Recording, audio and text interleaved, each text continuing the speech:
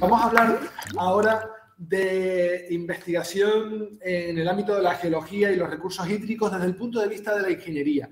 Vamos a hablar con uno de los integrantes del grupo de investigación Ingenia. Vamos a hablar con, que yo lo veo conectado por ahí, a Juan Carlos Santamarta, y no sé si Noelia Cruz también está conectado, Juan Carlos. Sí, estamos los dos. Vale, perfecto. Sí, buenos días. Buenos días a todos. Les voy a compartir una presentación, ¿vale? Sobre un poco lo que hacemos muy brevemente, porque tenemos solamente unos 10, 15 minutos para dejar que hagáis todas las preguntas que queráis. Me acompaña Noelia Cruz, que es una investigadora también del grupo y que sobre todo está en la parte más de sostenibilidad, que será la segunda parte de la exposición. Y bueno, como bien se ha dicho aquí, yo soy Juan Carlos Santamarta, que soy el coordinador del grupo Ingenia. Nos dedicamos a todo lo que tiene que ver con ingeniería geológica, fundamentalmente el agua, sostenibilidad, ingeniería del medio natural y medio ambiente, ¿no? Y nuestra sede está en la sección de Ingeniería Agraria en la Escuela Politécnica Superior. Y hoy les traemos, pues, aunque trabajamos muchas líneas de investigación, también una línea muy importante que tiene que ver con el agua subterránea, su sostenibilidad, que algo también comentará Noelia, pues hemos decidido traerles dos así que llaman un poco la atención. Una que está nada más en marcha, una es el radón, que ahora les explicaré un poco lo que es, para que lo entendamos todos. Y luego la siguiente línea que va a explicar mi compañera Noelia va a ser el tema de la huella de carbono, ¿vale? Bueno, el radón aquí es un gas y lo ponemos como que es un enemigo invisible.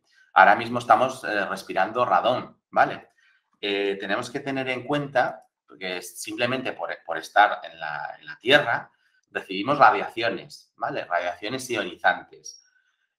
Podemos recibirlas pues, desde el espacio, nos llegan constantemente radiación cósmica. Como veis ahí, pues los rayos cósmicos nos hacen una serie de radiaciones, como veis también. El suelo, los alimentos que comemos también nos generan este tipo de radiación, siendo como fuentes naturales. Como fuentes artificiales, pues cuando nos vamos a hacer, por ejemplo, una radiografía de rayos X o nos vamos a hacer una resonancia magnética nuclear, estamos recibiendo radiación. O sea, que nosotros, el ser humano, ha aprendido a vivir con la radiación.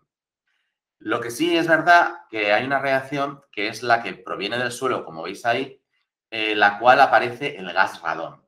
Ahora mismo nosotros estamos respirando gas radón, que es un gas radiactivo. No pasa nada porque el gas radón nos ha acompañado durante toda la humanidad y nuestro cuerpo se ha acostumbrado a recibir esa radiación. El problema es cuando recibimos cantidades muy elevadas, ¿vale? Muy elevadas de radón. Fijaros que el radón, que a lo mejor algunos es la primera vez que lo oís, proviene del uranio, que seguramente os sonará más, ¿no? Os sonará como vinculado a las centrales nucleares, a la energía nuclear. Y las rocas, parte de la composición de las rocas aparece este uranio. El uranio, pues, se va degradando a radio, estos son sólidos, y del radio pasa a radón. ¿Cuál es el problema de radón con respecto al uranio? Pues que el uranio es sólido, ¿vale? Y el radón es gaseoso. Por lo tanto, yo lo puedo respirar. En cualquier momento puedo respirar radón, como ahora mismo yo en mi casa estoy respirando radón, o cualquiera que esté por la calle está respirando radón, ¿vale?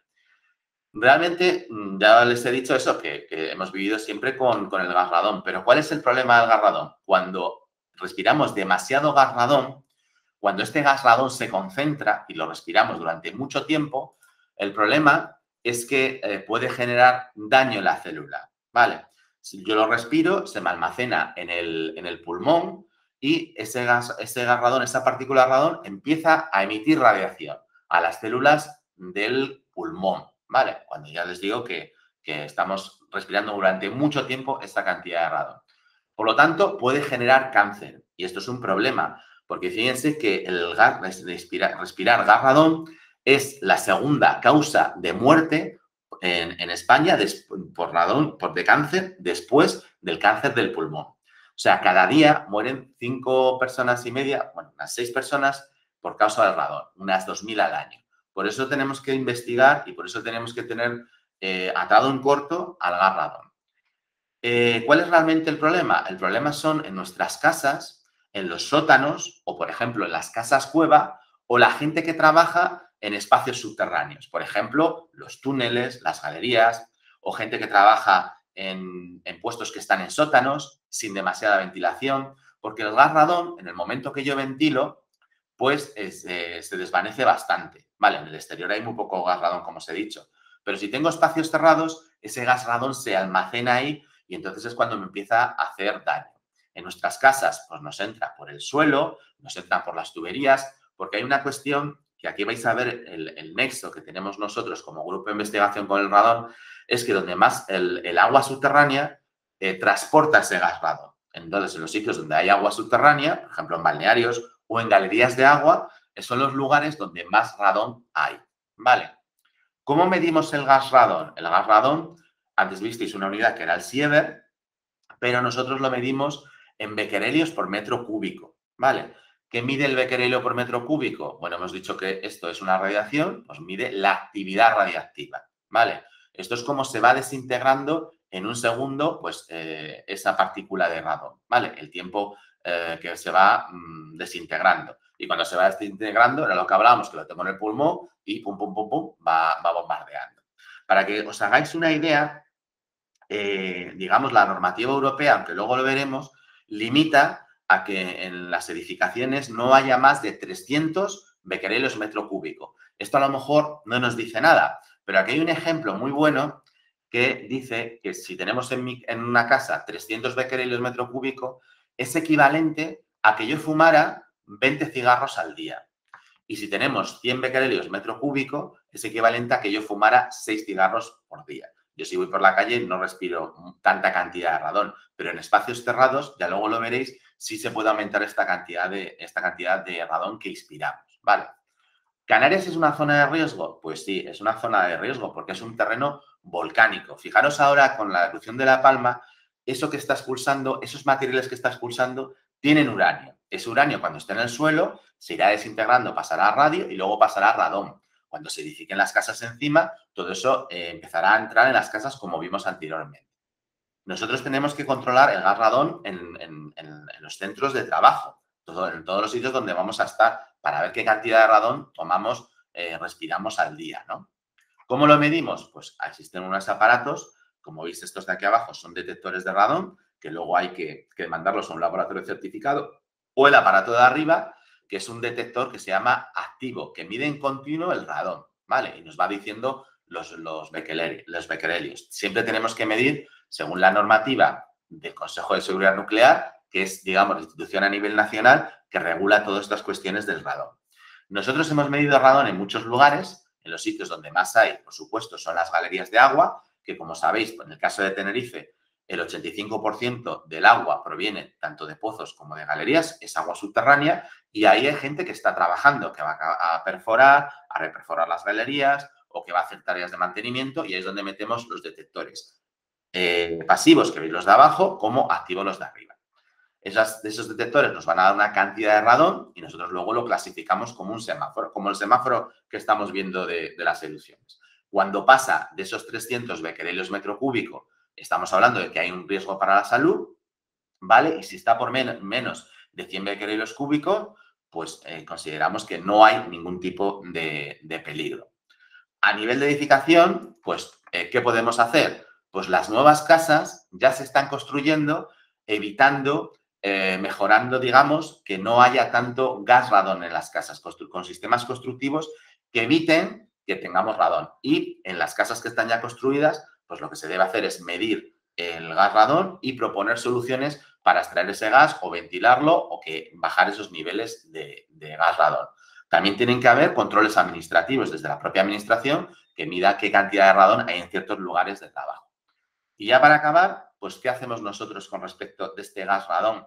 Que es una amenaza silenciosa porque no tiene ni olor ni color y lo estamos respirando, ¿no? Pues asesoramos a la administración pública en materia de radón, hacemos publicaciones científicas, hacemos recomendaciones, mejoramos el mapa nacional de radón. Todas las mediciones que hacemos las mandamos a Madrid para que se actualicen los mapas que visteis anteriormente. Colaboramos con el Consejo de Seguridad Nuclear y, sobre todo, como estamos haciendo ahora, hacemos jornadas de difusión. Fijaros que yo os comenté que el máximo son 300 becquerelios metros cúbicos para que empiece a haber problemas de salud. Pues estos son mediciones que hemos hecho, son muchos números, pero yo os digo dónde se ve, mediciones que hemos hecho en galerías de agua, y fijaros, por ejemplo, esta galería. Da el radón 15.110 becquerelios metro cúbico. Fijaros si lo hacemos, si 300 becquerelios cúbicos eran como 20 cigarros al día, imaginaos lo que es una persona que esté trabajando en una galería al día con 15.000 becquerelios metro cúbicos. Una barbaridad, ¿no? Para que fijaros. Por eso hemos empezado a trabajar, y además nosotros que somos especialistas en agua subterránea, en las galerías de agua, con esos detectores que ya vimos. El Hierro fue la primera isla a nivel mundial que midió el radón en todas las infraestructuras. Esto fue un trabajo que hicimos nosotros, las jornadas de difusión que os he comentado, el primer libro que hubo de gas, radón y salud laboral en Canarias para empezar un poco a concienciar a la sociedad. No solo nos hemos quedado en Canarias como grupo de investigación, trabajamos en otros lugares nacionales, como el caso de Granada, que hicimos los protocolos para controlar el gas radón en la minería de Granada, en la minería de fluorita. Lo que os he dicho de los mapas de radón no quiere decir que porque aquí no haya puntos rojos en Lanzarote y Fuerteventura o en La Palma, Gomera, El Hierro no haya radón, sino que no se han introducido suficientes datos. Ya en el caso del Hierro, nosotros hemos actualizado ese plan. Y hay compañeros en la Universidad de Las Palmas que han actualizado tanto Lanzarote y Fuerteventura. Creamos el protocolo para las zonas más peligrosas con el tema de radón, que son las galerías, como podéis ver en ese punto. Y bueno, le voy a dar paso, esto es un poco todo lo que hemos hecho de radón, y le voy a dar paso a mi compañera Noelia, que os va a hablar de la otra línea de investigación que trabajamos, que es la huella de carbono.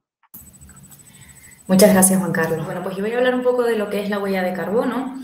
Es un concepto que surge, digamos, relativamente nuevo, pero surge debido a la preocupación de la humanidad por el cambio climático. Podríamos decir que estas preocupaciones que se pusieron de manera internacional de manifiesto empezaron en el año 1979, donde tuvo lugar la primera conferencia mundial sobre el clima y se ha mantenido a lo largo de los años, siendo la más importante, la más relevante, el Acuerdo de París, ¿no? Donde se tomó una decisión de que la temperatura global del planeta no podía subir más de 2 grados y ha sido como el acuerdo internacional sobre medio ambiente más importante que hemos tenido hasta la fecha. Entonces, a raíz de esta preocupación internacional sobre el cambio climático y el aumento de la temperatura, pues surgen conceptos como son la huella de carbono. Entonces, ¿qué es lo que hace la huella de carbono? Bueno, pues contabiliza la totalidad de gases de efecto invernadero que están asociados a la producción de un producto, la prestación de un servicio o la realización de una actividad, generados tanto de forma directa como indirecta por dicha organización. Podríamos decir que la huella de carbono lo que contabiliza son los gases de efecto invernadero que tienen una relación antropogénica, ¿no? Es decir, aquellos que se generan debido a la causa humana. El efecto invernadero, como podemos ver, es un proceso que tiene lugar en el planeta que permite la vida en el planeta. El problema es que estamos aumentando la temperatura dentro de nuestro planeta. Por lo tanto, ya no estamos manteniendo las temperaturas óptimas para el desarrollo de la vida, sino que estamos aumentando pues la temperatura, con lo que puede tener una serie de consecuencias que todavía no están del todo claras. Nos estamos enfrentando a fenómenos meteorológicos extremos, hay una variabilidad ya registrada en los regímenes de lluvias y demás, y todavía no sabemos bien qué tipo de implicaciones tendrá para la humanidad, pero podemos ver que a todas luces no son halagüeñas, ¿no? Las condiciones que nos esperan si continuamos por el camino que llevamos. Entonces, bueno, pues la huella de carbono, para poder contabilizar los gases de efecto invernadero, lo que hace es agrupar dichas emisiones en diferentes alcances. Tendríamos 3 alcances y los 2 primeros, el alcance 1 y 2, son los que hoy por hoy son obligatorios cuando uno calcula la huella de carbono. El tercer alcance es opcional, sin embargo, da mucha información que es interesante conocer y por lo tanto también es recomendable calcularlo. Sin embargo, por ejemplo, si calculamos la huella de carbono de una empresa y la queremos registrar en el Ministerio para la Transición Ecológica, simplemente se nos pide el alcance 1 y 2. Si queremos registrar el alcance 3, debido a que tiene en cuenta numerosos aspectos, como vamos a ver a continuación, se nos requiere que pasemos una auditoría externa para garantizar que estamos contemplando todas las emisiones y no nos estamos dejando nada atrás. Con respecto al alcance 1, pues el alcance 1 lo que tiene en cuenta es las emisiones relacionadas con los combustibles fósiles, sea en instalaciones fijas, es decir, sea que una empresa funcione con que necesite combustible fósil para su funcionamiento o que cuente con un grupo electrógeno que lo tenga para cuando hay algún fallo en la luz eléctrica o lo que sea, o también en vehículos de empresa que por supuesto que no sean eléctricos, ¿no? Sino a flota de vehículos de diésel o gasolina. Y también los gases relacionados con la refrigeración y climatización. El alcance 2 tiene en cuenta las emisiones asociadas al consumo eléctrico de la empresa. Es muy importante en este punto destacar que la suministradora eléctrica tiene mucha relevancia en las emisiones del alcance número 2, ya que las suministradoras que cuentan con energías renovables para la producción eléctrica, cuando es 100% renovable la manera de producir energía, el mix eléctrico que se llama, el mix eléctrico de estas empresas es cero. Por lo tanto, las emisiones asociadas al consumo eléctrico serían cero. Tenemos dentro de las suministradoras, cada vez hay más, hay numerosas compañías que están apareciendo. Y luego también tenemos las que todos conocemos, como pueden ser Iberdrola, Endesa. Las más grandes y tradicionales, lo que han creado son como filiales dentro de ellas que son 100% renovables y también están mejorando de manera anual su mix eléctrico de tal modo que van aumentando la cantidad de energías renovables y van disminuyendo su mix eléctrico. Y luego hay empresas que están surgiendo que son 100% renovables, ¿no? Entonces es interesante a la hora de contratar el consumo eléctrico con una compañía conocer el mix eléctrico que presentan para saber cómo de sostenibles son y cuántas emisiones vamos a generar con el consumo de electricidad. El mix eléctrico se puede consultar en el Ministerio para la Transición Ecológica, los tienen publicados todas las empresas que están dadas de alta en España y podemos ver también desde el 2007 cómo va cambiando el mix de estas empresas, ¿no? Y dentro del alcance 3, como les comentaba, es el más abierto de todos. Son aquellas emisiones que tienen relación con la compañía, pero son indirectas, es decir, que no las genera la compañía per se, pero sí que están relacionadas con ellas, ¿no? Podríamos incluir aquí pues las emisiones relacionadas con el consumo de combustible que tienen los vehículos de los trabajadores y las trabajadoras de una empresa, ¿no? Desde que yo me desplazo desde mi hogar hasta mi lugar de trabajo, si mi vehículo no es eléctrico, pues tengo emisiones asociadas a la quema del combustible, ¿no? Entonces, ese tipo de emisiones, también pues empresas proveedoras y demás, viajes de negocios, etcétera, tienen relación con la compañía, aunque la compañía no los genere de manera directa, pero es muy interesante contabilizarlos también para ver qué cantidad de emisiones están relacionadas con la empresa, ¿no? Hay empresas que son más productoras de algo, de un producto que manufacturan, y también hay empresas que dan un servicio, ¿no? Entonces, en las empresas que dan un servicio es muy interesante el alcance 3 porque generalmente tienen muchas sinergias con otras empresas y esto hace que la huella de carbono general pues aumente, ¿no? Entonces, aquí podemos ver un poquito más resumido cómo es el tema de la huella de carbono, los 3 alcances que tiene y que se contabiliza en cada uno de ellos, ¿no? Aquí podemos ver que el alcance 1, pues vehículos y combustibles fósiles asociados a instalaciones fijas, el alcance 2 es energía y el alcance 3, pues es muy abierto, ¿no? Desde gestión de residuos a vuelos de negocios, actividades fuera de la compañía, etc.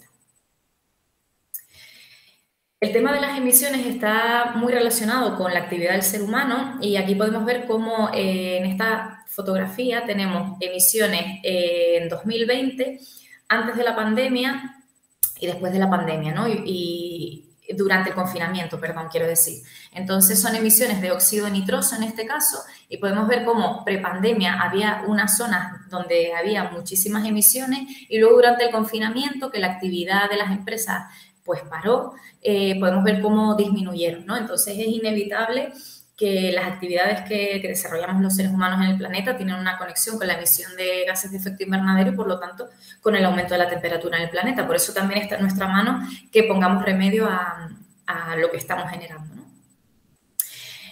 A la hora de calcular la huella de carbono existen numerosas metodologías. Nosotros la que empleamos habitualmente es la GHG Protocol. Esta tiene en cuenta los 3 tipos de alcance y además sirve cuando calculas la huella de carbono tanto de una organización como de una fábrica como de una empresa que da un servicio. Hay otras metodologías que son más específicas para cada una de ellas, ¿no? Para los productos, para los servicios, pero la Greenhouse Gas Protocol la verdad es que es muy completa y sirve pues para cualquier tipo de empresa y para todos los alcances. Lleva en funcionamiento desde el 2004 y es un estándar reconocido internacionalmente. Entonces, bueno, en el proceso del cálculo de la huella de carbono se tiene que determinar el periodo de cálculo. Generalmente se calcula durante un año. Se deben establecer los límites del sistema, es decir, que vamos a calcular, vamos a tener en cuenta los 3 alcances o solamente el 1 y el 2, o cómo lo vamos a plantear. Se tiene que llevar a cabo la recogida de datos, se deben procesar estos datos, es decir, el alcance 1, 2 y 3, cada uno tiene una unidad de medida diferente. Para poder homogeneizarlo y tener el valor de la huella de carbono que se mide en toneladas de dióxido de carbono equivalente, tenemos que multiplicar los datos recogidos por los factores de emisión correspondientes. Es decir, 1 litro de gasoil tiene asociado qué emisiones tiene, ¿no? de dióxido de carbono a la atmósfera. Entonces, esos datos están publicados y nosotros con los consumos, multiplicándolos por sus factores de emisión que están en el Ministerio para la Transición Ecológica también, obtenemos las toneladas de CO2 equivalentes de cada una de las actividades. Y luego, por supuesto, analizar los resultados obtenidos para saber en qué punto podemos hacer más incidencia para reducir la huella de carbono de la empresa. Efectivamente, esto es lo que comentaba, ¿no? El objetivo de la huella no es solamente saber qué emisiones tengo y dónde tengo más o menos, sino el objetivo vital es disminuir estas emisiones. Para ir terminando, la huella de carbono está relacionada con los objetivos de desarrollo sostenible de la Agenda 2030, que seguramente han escuchado hablar mucho de ella, y sin duda está muy relacionada con la energía asequible y no contaminante, con el objetivo número 7, con el objetivo número 11, ciudades y comunidades sostenibles, y con la 13, la acción por el clima. Aunque sabemos que estos objetivos son transversales y al final el consumo energético y nuestra manera de vida pues está incluida, digamos, en prácticamente todos los objetivos de desarrollo sostenible.